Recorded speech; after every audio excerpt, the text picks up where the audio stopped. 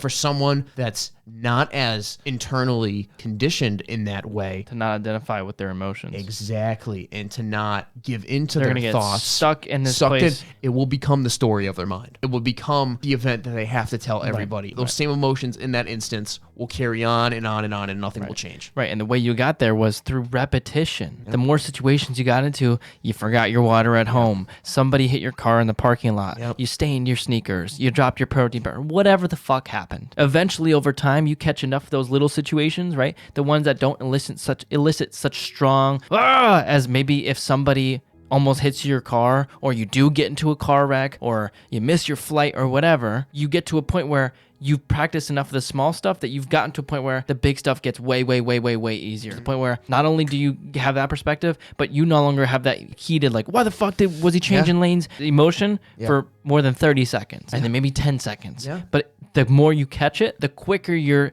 separation from the emotion is going to be, and then the quicker it's going to be for you to allow that motion to just go where somewhere else, because it doesn't have a place to stay, because you're not setting the expectation that things were supposed to be a certain way. You understand and fully embody the emotion and the perspective of everything happens for me, not to me. I don't care how it seems on the surface. And especially in situations that you're able to get out of. I was able to get out of that potential car accident. I didn't, like I said before, let that be the story of my mind, meaning I wasn't caught in the past. It happened. Okay, let's move on. It happened. Am I going to tell other people? Yeah. Am I going to let my conscious reality and what I'm focusing on 24/7, is that what I'm going to continue to focus on? No, it happened. And is it happening now? No. But a lot of people will take that instance and be like, it happened. Literally, it happened. But now it's a hypothetical, right? And so they take that hypothetical and it just continues on. But sometimes it appears to them that it's actually happening. Alrighty, ladies and gentlemen, welcome back to the 47th episode of the Conscious Cast. I'm your host, Cal, along with my other boy, Mr. Jason Scalora. Say what's up, my man. What's up, my man? So, take 3. God damn, I feel like this is now our new intro. Yes, it is. As many times as you say, welcome back to the Conscious Cast, you say, this is take 74, because Cal and I can't stop fucking laughing. Making some dumb jokes. We just can't stop. But how have you been? I'm fucking great, dude. Until I saw your face. Dude, I saw your ugly ass. God, you are so handsome, though. I know. And you are too. Wow.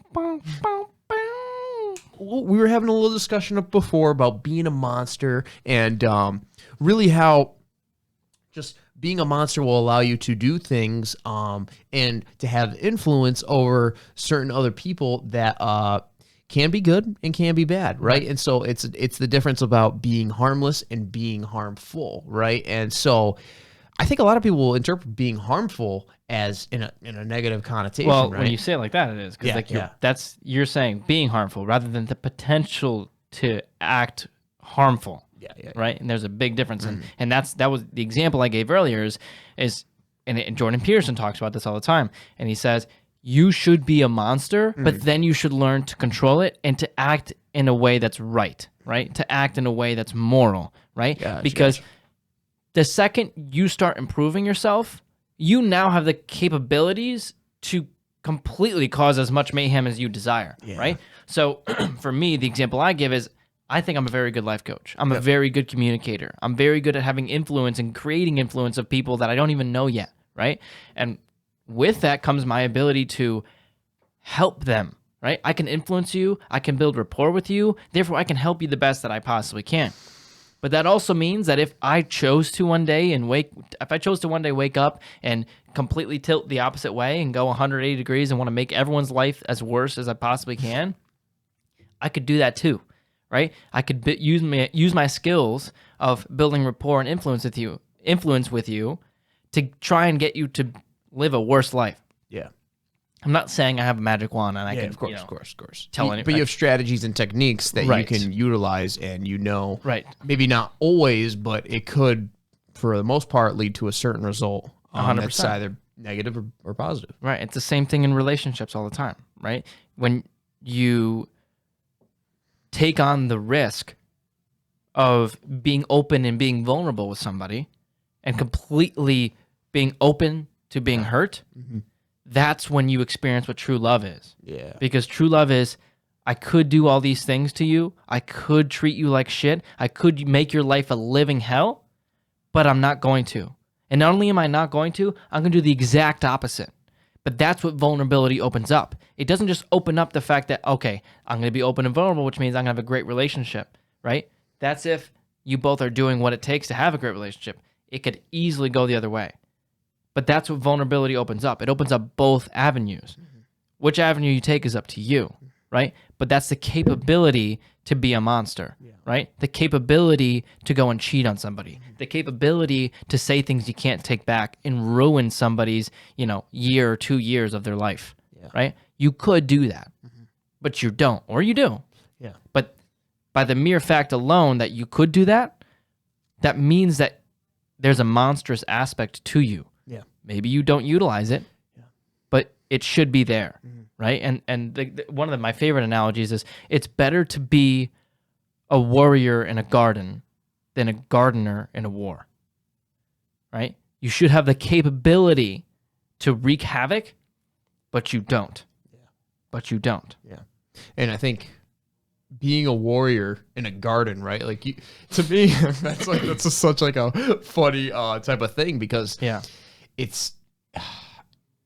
I think a lot of times, a recent example that I saw was how, and I use this analogy that I just saw. It's like someone who I was watching like a vegan YouTuber. He was like having a debate with someone, and he said, a lot of times people will believe that eating meat is like a manly thing to do, and he took like a reverse approach, and he was like, actually, the individual that's able to look out for those that don't have the ability to talk, that don't have the ability to stand up for themselves, and maybe switch to a plant-based diet and speak and advocate for those that don't have a voice, who are the most vulnerable, is actually the strongest person, right? So in that instance, it parallels a lot to that warrior in the garden, because like they have the ability to do all this stuff, like start eating meat, and not trying to like influence anybody here, but like they have that ability, right, to, I guess, not wreak havoc, but to continue to support that, right? But they don't. They reserve themselves, right? And so it's kind of like in that parallel example where you are the warrior in the garden, right? You have this capability, you have this potential, but you don't necessarily use that potential because you're of the understanding, and you've developed habits and behaviors that don't necessarily bring that out within you, right? You're very conscious of it, right? You're because I think a lot of people that do wreak havoc and do influence people in a negative way, they know what they can do, right? Right. And when it comes to things like pleasure, when it comes to things that we human beings take, as in an emotional sense, take, say for sex, for example, or eating food,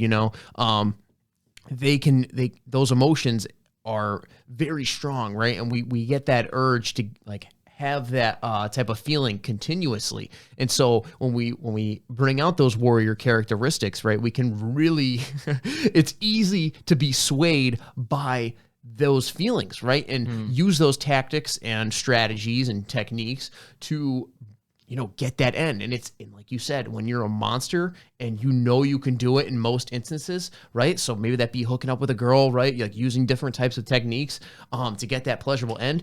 It's highly, not dangerous, but I guess you could say highly effective, but it also has effects on you that are not going to be suitable for you in the long term. Yeah. I mean, that's what being a monster means. Yeah. Right. If you have the ability to charm and be funny, and, you're an attractive dude, and that means you can go out to any bar you want and pretty much pick up any girl there that's single, right? Then that means you have many, many, many, many powerful capabilities to do different things with those skills. You can get what you want a lot of times. Right. And what you want might not be the same thing as what you need and what the world needs from you. Yeah. Right. And oftentimes it doesn't manifest itself in that way. Right. You look at the people who are the most powerful and use it for the worse. A lot of those people, if they flip the coin, would be some of the most powerful, influential people that there were, right? Yeah. If Martin Luther King used his ability to communicate with others and his ability to form, how many people can walk the earth and get that many people to like boycott buses, right? How many people can actually do those kinds of things, right? You have the difference of Martin Luther King and Adolf Hitler, right? Very, very, very powerful and smart men. Yeah, influential. Very influential. Very, very skilled at communicating. Yep. Very, very skilled. One took it to one end, one took it to another. Yep. They both had that same power to start off with. But what was the difference between them two? Like, what made Hitler go in such a bad path? Christ, that's not an No. Okay, no. So what I'm saying is, like, to your knowledge, and you don't have to use the exact example of Hitler, and because obviously, but what do you think it would take for someone, to you, like, so they both have those capabilities, like we said before. They're very powerful, very smart, very influential, right? Take like an ordinary dude, right? What would make someone take it towards a negative end on the norm, towards like a positive end? Like, what do you, to your knowledge, to the best of your ability, what do you think would? I mean, dude, there's too much. There's too many factors. Too many factors. There's way too many factors. Can you list a few, or like? So, like a good example, and Jordan Peterson talks about this. He talks about, I think it's the book called Ordinary Men, and it talks about, I think that I could be totally wrong. I didn't read the book, so I don't know, and I'm obviously like just paraphrasing things that I've learned from other lessons, and it might be the total wrong scenario, but I'm just gonna give you, maybe it's just an example. Yeah. And anyways, in the book Ordinary Men, so I believe, they talk about how ordinary dudes who thought they were ordinary dudes eventually became Nazi soldiers and got people to do terrible things, killed millions of people, like cumulatively, right? Were like did terrible, terrible things that they never imagined they could do, right? The same people that would say, oh, like hypothetically, if this World War II thing happened and, Hitler started all of this fucking mayhem across the world, and especially in Germany and Poland and in these neighboring countries, I wouldn't participate against that. Not only would I not participate against that, but I would actively be someone that's opposing that and fighting against the evil, right? Those type of people were the same people who ended up becoming Nazis, like literally. And that's what that book is about, how ordinary men gradually, slowly became completely evil people, awful people, right? And it really, with that in mind, that's why I think, for me personally, I don't have a good answer. Gotcha. For me, it's God. I don't. That's the best I can give you. Or you believe in the universe, whatever.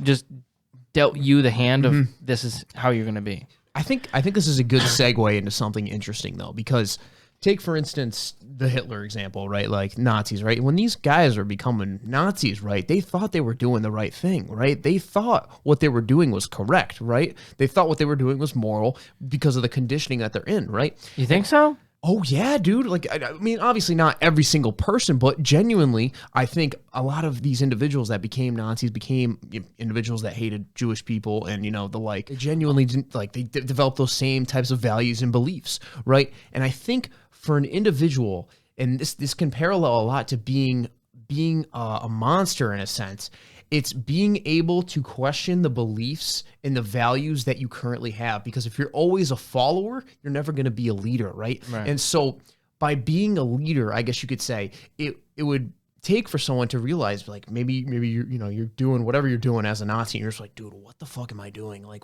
this is terrible what I'm doing, right? You begin to question what your values and beliefs are.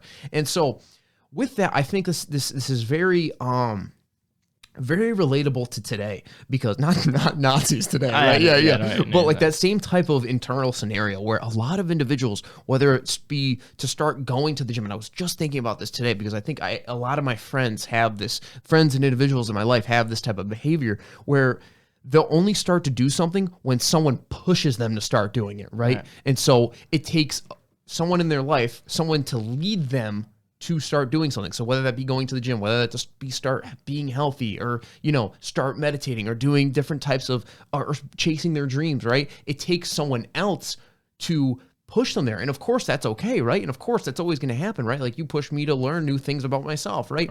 But a lot of individuals don't have that leadership quality within themselves, and they can't actually create their own lives, right? And be the leader themselves, right? They're not the hero of their own story, right? Like as I was talking about with Mario in the past episode, like you got to be the hero of your own story, right? And your story, you create that story, right? You create your identity. And I think a lot of times when you look back at the Nazi example, if you're just going along with the crowd, look how bad it can turn out. Yeah, are we ever going to have another Nazi type of example? Maybe. I don't know. We live in 2022, so it's crazy what can happen and the level people can get when they are just conditioned to believe in certain things and they never end up questioning those beliefs because that's always what they've been told. Yeah. And I think for someone to really take a step back and lead themselves towards something different against the crowd can really help them develop that monstrous quality and really push them to an extent where they can see their potential, right? And see how good they can be, right? And maybe not in the same aspect of like influential, being like that, but really push their potential in different areas that they can maximize that, right? And be like, wow, imagine if I just stayed in the crowd. I would never have developed all these other interests. Right, but it comes from questioning. Yeah, for sure. Absolutely. You've been taught to believe. Yeah, for sure. And I think, do you think questioning is so what do you think? How does someone become a monster in your opinion? Like what? What do you mean? So we've talked about the capabilities, or actually do the things because it's not those are not the things that do something terrible, but like develop like those, I guess, leadership and type of monstrous qualities. And when I say monstrous, don't think of it in a negative way. The potential to be monstrous. The potential to be not monstrous, but you're using it in a moral way, like we said before. It's the basis of all this, the root of all this is strength, right? Strength is a very broad term. Strength in your ability to communicate, strength in your ability to be self-aware, strength in your ability to develop relationships with people, strength in your spirituality, strength in all of these things that by self-definition you think matter, right? And once you develop that strength through, as corny as it sounds, self-improvement, that's when your capability to be a monster dramatically increases, right? My example of, I'm very, very skilled with communication and my ability to develop rapport and influence was just one example. There's so many things that so many people can do, right? And the most obvious way intangible way is like literally physical strength. Right? Your ability to, if you exercise all the time and you take martial arts, you do jujitsu and MMA, right? And then you walk the streets and you don't harm people, you still have that capability to be completely monstrous. The complete capability. Navy SEALs are a great example. They come back and they're just walking around. Maybe they have one handgun attached to their hip, right? And they're just concealed carrying. But their ability compared to the average Joe to wreak havoc somewhere is ridiculous. But they don't.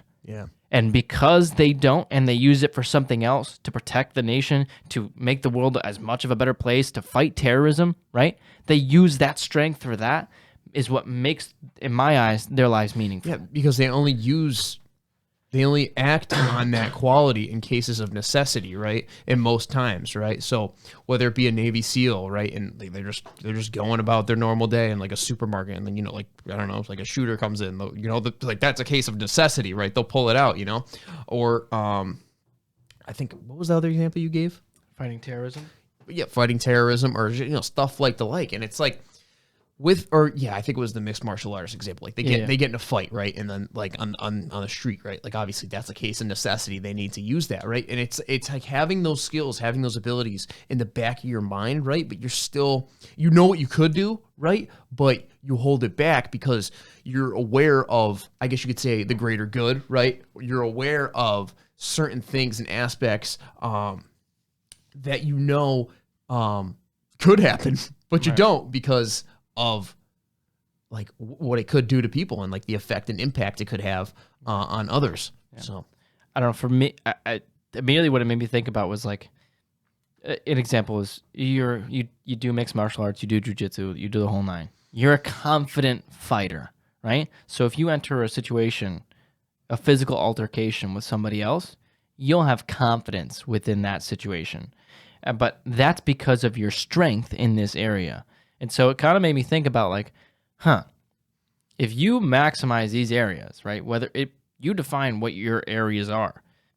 Not kind of. I think that's what brings confidence, right? It's just a different way of putting it.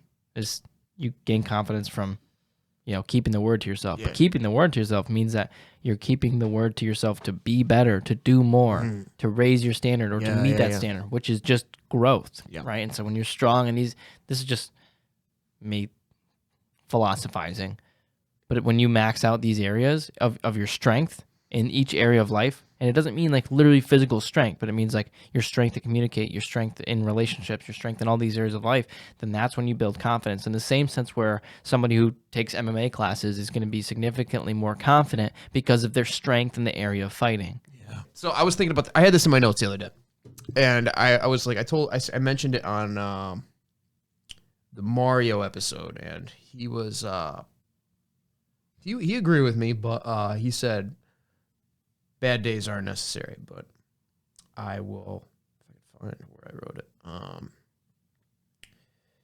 Okay. So I was just like, I was meditating, and I came inside, went on my phone for a little bit, and then I was like, it just popped in my head. I was like, what if you can never have a bad day again? Right?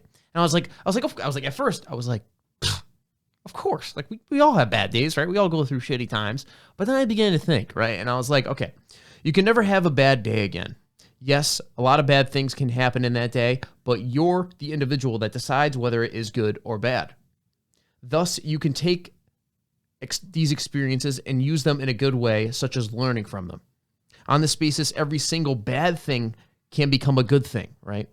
Despite it having its unpreferable roots, right? So you take, I think a lot of people, obviously, and Mario mentioned this, he's like, grief is necessary, right? Like, someone dies in your life, like, certain emotions will have to come up, right? But I think maybe not taking it to that extreme of like, oh, I'm never going to have a bad day again, putting on the... Before we can have the conversation about whether you're having a good, it's possible to never have a bad day again, we need to define what is good and what is bad. What does that even mean? Yeah. So does that mean that you never experience negative emotions?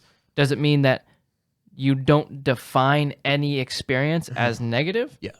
Is that like, what does that mean? Or is it a combination of both? Or is there something else I'm not considering? No, so I think... What makes a good day and a bad day a bad day? So a good day would be you're still choosing a preferable end at the end of the day, right? And give me an example. So, for instance, a mistake happens to you, right? Like, several bad things happen to you in a row, right? But you're still able to maintain... But what do you mean by bad thing? Bad thing meaning something unpreferable, right? Something that generates negative emotions, something that causes, I guess, like, inconvenience, or, just something that's out of the norm for you, right?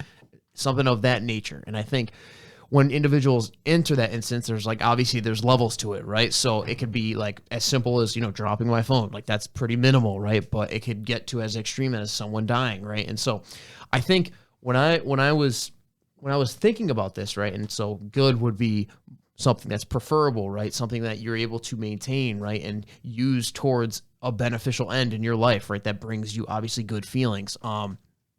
And so what the idea that I had was like, obviously bad, right? Unpreferable, right? When we look at things that are unpreferable and we see like that bad situation, if we're able to take something out of it, right? And learn from it, right? Yes, the situation in itself is bad, right? We all go through bad situations. We all go through tough times, right? Repetitive matters, like times in our life. But I was talking about this to my cousin, and he's an individual that's in a tough situation right now. Like, money's tight. He's living by himself. His family's halfway across the country. And like how I said it to him, I was like, dude, you're in the storm right now, right? But the person that you're going to be when you come out of this is going to be so much better, right? Because you're going to learn all these different types of things. Right. And so, yes, even though in that type of instance that you may... like, so consciously you may be feeling bad, and I want to make it clear here that I am not saying you're never going to have a bad day again, but I'm just saying using the premise of, oh, never have a bad day again. So essentially what I'm hearing you say is you could still learn something from every single day, right? And so you could still utilize that day towards overall good day, right? Right, And so right. it doesn't have it could be like 51% good and 49% shitty, right? So and that's what I'm trying to get I get at. what you're saying. I think the sentence on the surface of "you don't ever have to have a bad day again" isn't specific enough for enough people to really understand what that means, right? I think a better statement, at least what I told myself when you kind of fully explained what you meant by that, is that you can decide to give every single experience that you have, regardless of the emotion it elicited, whether good or bad, doesn't matter, that experience is good because of what you're going to use from that experience, because of what you're deciding to do with that experience, because you get to choose what that experience means. And so you can get to a point where every single experience you have, especially the bad ones, are experiences you can give good meanings to, positive meanings to, regardless of the emotion that you feel, regardless of the entire 24-hour block of time you were feeling shitty emotions. You could still define that day as something that's bringing you positive, bringing you to a better spot in life where it's helping you aim up. And I think a lot of times too, in that type of instance, we discern things, in my opinion, best when we're looking back at it, right? So like when we look back at a day, maybe, I don't know, 2-3 days ago, let's just take video editing, for example, right? Like I'll be in the storm of video editing. I'll be like so stressed out, right? I'll just be like, oh my God, this thing looks like dog shit. Like, oh my God, like, you know, it feels like the end of the world, right? But imagine if you didn't stick through that, right? Imagine if you didn't like keep your foot on the gas and keep going, right? Or take a break, right? And you could see how effective that was, right? So reflecting back on that, right? And contemplating a little bit about the situation you were in will bring a lot more information to you and bring a lot more meaning that you can use towards that positive end, which is, okay, maybe the next time I'm video editing, or maybe the next time I'm in a stressful situation, you can see what you did back then that helped a lot, right? And you can utilize that in the current situation you're in, right? So whether that be taking a conscious breath, which is so effective. Like I've been doing a lot, like I saw on your Instagram page, not Instagram, TikTok page, follow them on there, by the way, about like the double inhale followed by and dude, I've been like practicing that a lot, and it's like I really enjoy it, and it's just simple things like that. So whether it be overall in that day you're having a shitty day, right? I think if you can keep in the back of your head being like, okay, in a couple days time, or maybe even now, I can look back on this day and use it, as you said, and choose the meaning I give to it, right? To help you in the future, then that's when that day, the prolonging of that shitty feeling is greatly decreased. I completely agree with you. And it happens all the time. Like, so like Yvonne and I will go and we'll record a podcast and it won't go great, right? And this happened multiple times where it wasn't like terrible. Some of them were like, oh my God, I'm not even posting this. I'm just literally deleting all the content. But some of the times it's just not great. And then we leave here thinking like, like I wonder what we could have done to make it better. You know, this content's not going to really be great. It's not going to really help that many people, right? It's not. This doesn't feel good, right? And we're just sitting in the car right home. We're like, this is kind of annoying, you know. Like I wanted things to go a certain way, but then, and Yvonne's very good at this. He's very good at bringing up the fact that okay, but it did happen, right? It wasn't as good as we thought it should be, right? But that is only applicable to the fact that we expected it to be a certain way, right? But the overarching idea behind it is that that podcast happened that way, so it was supposed to happen that way, right? God, the universe, or whatever you believe in, put that event in time as that event in time. And we can choose to use that as something that's going to propel us forward, or we can choose to sulk in the negative emotions that we have along with the fact that it didn't go as we expected it to go, which was solely there because of the expectation that we subjectively chose to give it, right? But essentially what I'm getting at is it's all perspective.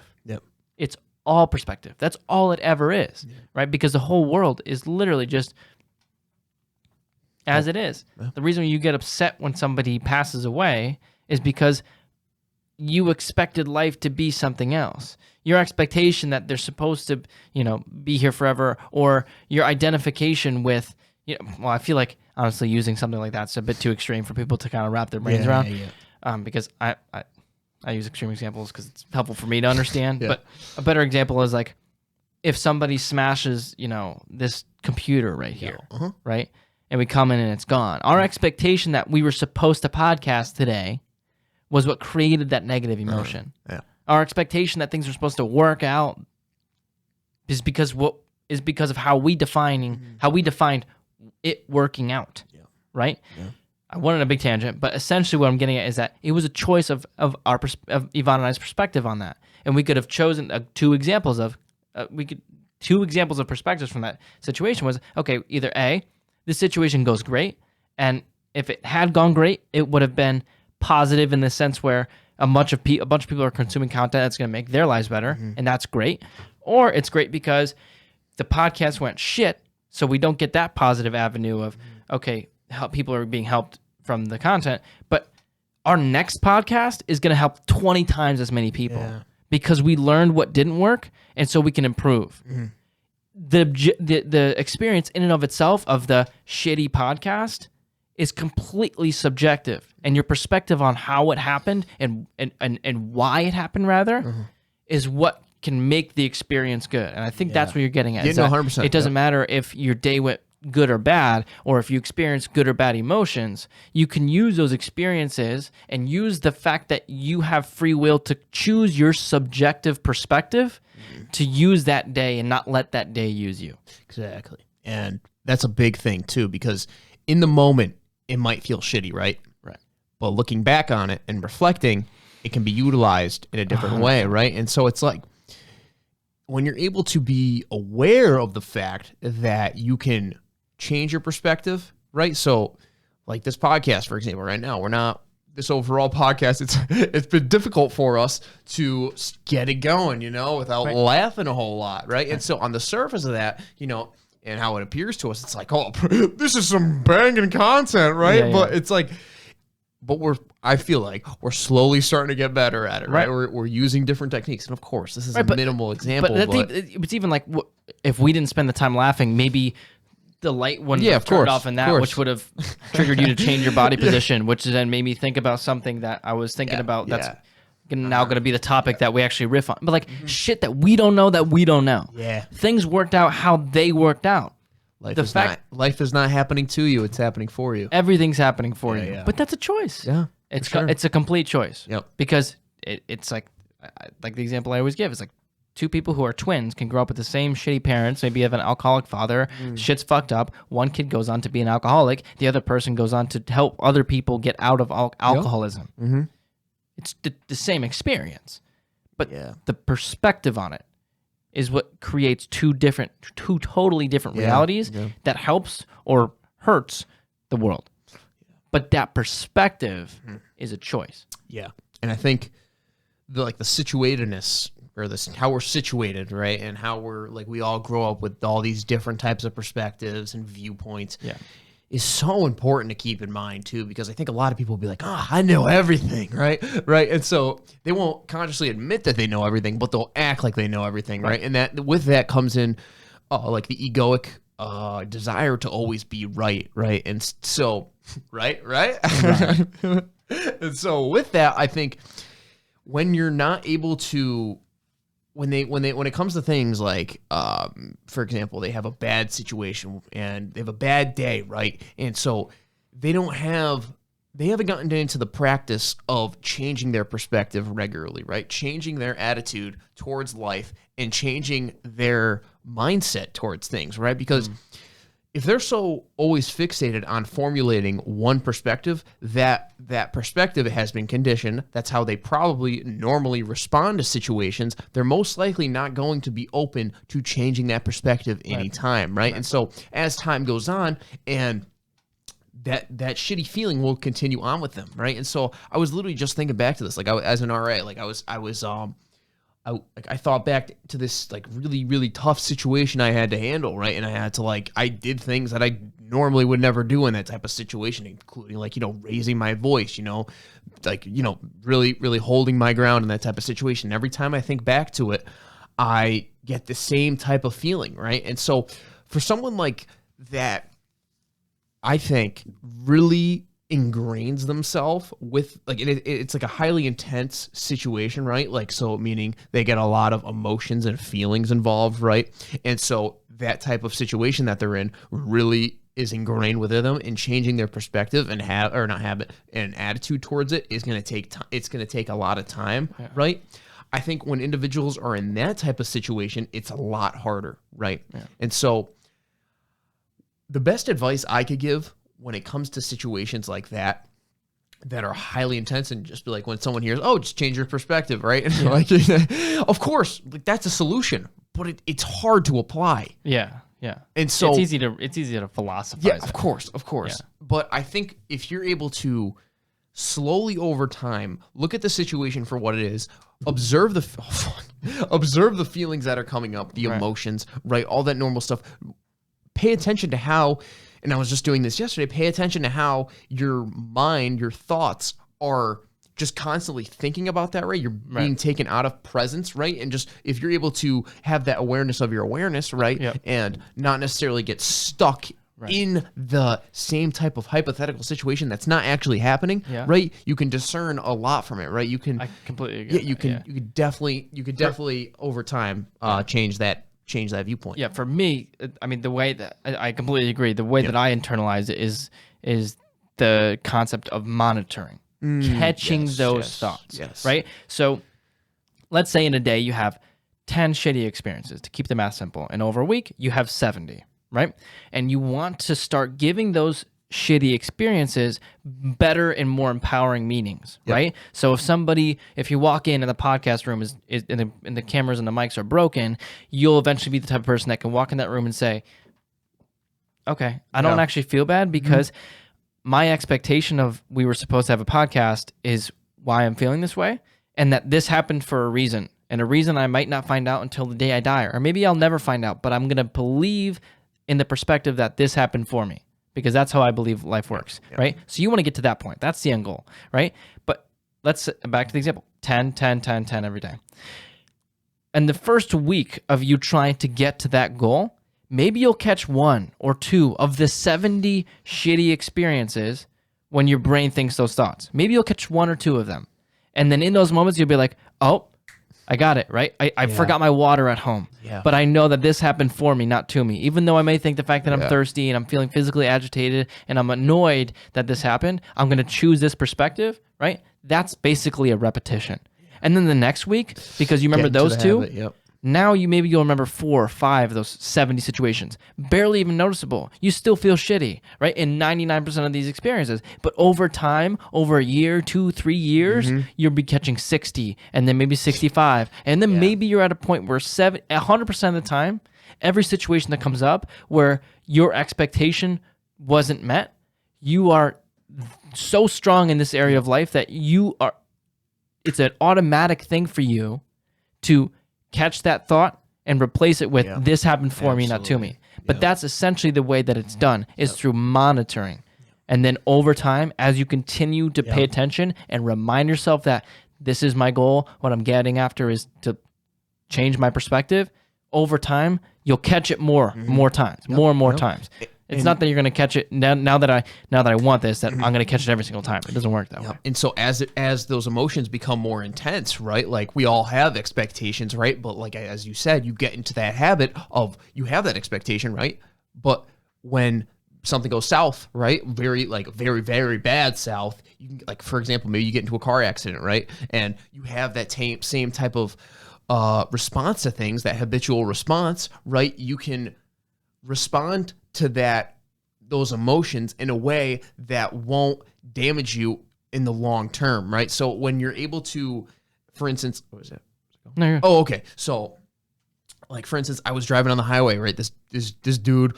So the highway was going like this, right? And this was on my way to Grace's party. Didn't I tell you about it or no? I don't know. Okay, yeah. So like I was like the highway was going like this, right? So he had to go right, and so he's probably like 100, like a football field ahead of me now. Like I saw him, right? Yeah. And so he has his blinker on his right, but he's slowing down because like there's no traffic for him to get off, right? And so I'm going straight, and this dude is like literally about to stop completely, and so he is not able to get to the right, and he could just like keep going straight, and like the little gap in between, he could like chill on, but he didn't.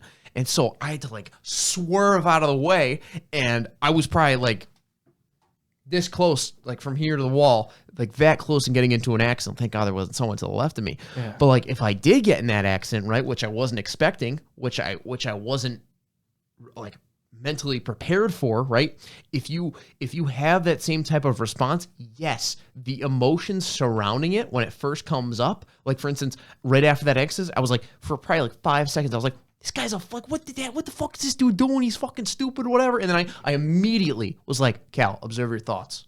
Observe why you're thinking this way. Yeah. Right. And I like, my heart was still going pretty fast. Right. And the emotions were still going, but they died down in probably like 5-10 minutes. Yeah. But for someone that's not as internally, I guess you could say, conditioned in that way, to not identify with their emotions, exactly, and to not give into their their thoughts, stuck in this place, and it will become the story of their mind, right? It will become like the event that they have to tell everybody, and now those same emotions in that instance will carry on and on and on, and nothing will change. Right, and the way you got there was through repetition, right? Yep. The more situations you got into, you forgot your water at home, somebody hit your car in the parking lot, you stained your sneakers, you dropped your protein bar, whatever the fuck happened. Eventually, over time, you catch enough of those little situations, right? The ones that don't elicit such strong, as maybe if somebody almost hits your car, or you do get into a car wreck, or you miss your flight or whatever, you get to a point where you've practiced enough of the small stuff that you've gotten to a point where the big stuff gets way, way, way, way, way easier and easier and easier and easier, to the point where not only do you have that perspective, but you no longer have that like heated, like, why the fuck was he changing lanes emotion for more than 30 seconds and then maybe 10 seconds. But the more you catch it, and the more you catch it, the quicker your separation from the emotion is going to be, and then the quicker it's going to be for you to allow that motion to just go where somewhere else, because it doesn't have a place to stay, because you're not setting the expectation that things were supposed to be a certain way. You understand and fully embody the emotion and the perspective of everything happens for me, not to me. I don't care how it seems on the surface. Yeah, and especially in situations that you're able to get out of, right? So I was able to get out of that potential car accident, right? And I didn't, like I said before, let that be the story of my mind, meaning I wasn't caught in the past, right? It happened. Okay, let's move on, right? Like, it happened. Am I going to tell other people? Yeah. But like, am I going to like let my conscious reality and like what I'm focusing on 24/7, is that what I'm going to continue to focus on? No, right?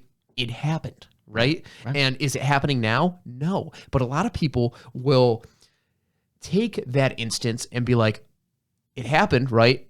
Literally it happened, but now it's a hypothetical, right? And so they take that hypothetical and it just continues on. But sometimes it appears to them, I don't know, it's like really hard for me to like concretely break this down, but like it appears to them that it's actually happening, right? And so, like I said before, one sec, their body can't tell the difference, right? Their subconscious mind can't tell the difference, right? So a thought can be just as dangerous as an actual experience, right? Because like a thought can generate just as much pain as like me, I don't know, some type of pain that your body's actually going through. And so that is highly dangerous.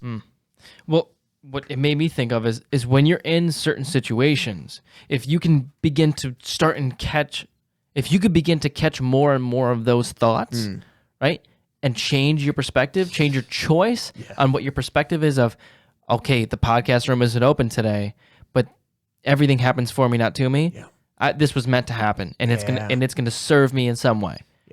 And eventually, enough times of doing that, you're gonna shift your perspective over to, you're not gonna be a negative thinker, because you choose to give things positive meanings. And the more repetitions that you have with that, the more you are changing your mindset from, as corny as it sounds, from negativity to positivity. So even if we're in this room right now, I'm not going to be like, fuck this room, it's cold, right? You're not small. Yeah. You're going to be choosing to be focusing on things that are going to elicit more positive emotions because of the repetition. And you'll also be more grateful too for the things that you already have, right? 100%. It's like it goes hand in hand with the changing your perspective thing, right? Like you look at the room for what it is. Yeah. According to some standard, is it small? Right? Yeah, it is, right? Is it cold? Yeah, but I'm sure if I change my beliefs, I change my standards, right? Like this room is pretty spacious, right? Like this room is pretty cold. It's all we have a room. Yeah, we have room. Like it's a matter of just looking at the situation for what it is, right? Changing your perspective, changing your beliefs, and when those perspectives are changed, when those habits are changed, those internal habits, right? When talking about your response to things, those emotions, when they come up, right? Super strong. If you're able to remember the past situation that you were in, right? Or the past situation you were in and how you were able to change your response to things, that emotion won't be as intense for as long. Right. And so with that in mind, I think that is a great place to wrap up this episode 47 of the Conscious Cast. Is there anything else you'd like to say, my man? No, just the usual. Follow my boy Jason Scalora on TikTok, Instagram, and Twitter at JASONSCALORA. Baby. Kill that shit. Shit, hot. This episode was busting down. Brought to you by Central Connecticut State University. But yeah, guys, make sure you like, comment, and subscribe. We will be back shortly. My camera died, but that's okay. Oh, okay. Stay handsome. Love yourself because I love you. And we are clocking out, people. Peace.